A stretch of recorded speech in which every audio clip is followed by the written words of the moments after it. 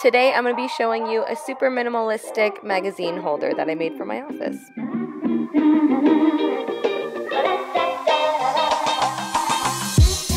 You are going to need some sandpaper, a pencil, measuring tape, wood glue, a hammer, some finishing nails, and some plywood. You are also going to need a saw of some sort. I am going to use my Ryobi table saw, but if you don't feel comfortable with power tools, you can get your wood cut at a local Home Depot. First things first, I just laid out my magazine and then I marked the wood a little bit higher than that because I wanted the wood to be able to show at the top just a tad. So these ended up being 21.5 inches by 12, and then I took my extra scrap wood that I had lying around and I marked the edges because I'm going to cut those into two pieces to be the sides of the holder. So after I cut those down to size, I repeated the same process, but with a bottom piece, I just lined it up and marked where I needed to cut it. And then I also did one for the front of the magazine holder, which is just a simple piece going across the front. I then just added a little bit of glue to each side and I just pushed them together to just get a little bit of security to the structure before I went ahead and nailed all the pieces together. So you glue your side pieces on and your bottom piece, and then you're gonna nail those in.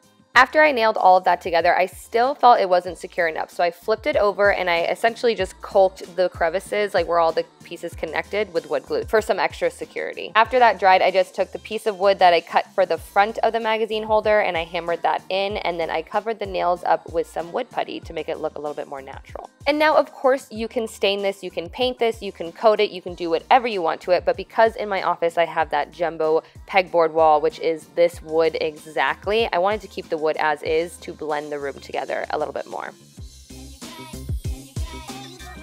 Another tip for you is because these were for a smaller accent wall in my office, that is why I only made them big enough for 2 magazines to fit side by side. But of course, extend the length, make them so you can hold 4 magazines side by side. That would look so rad.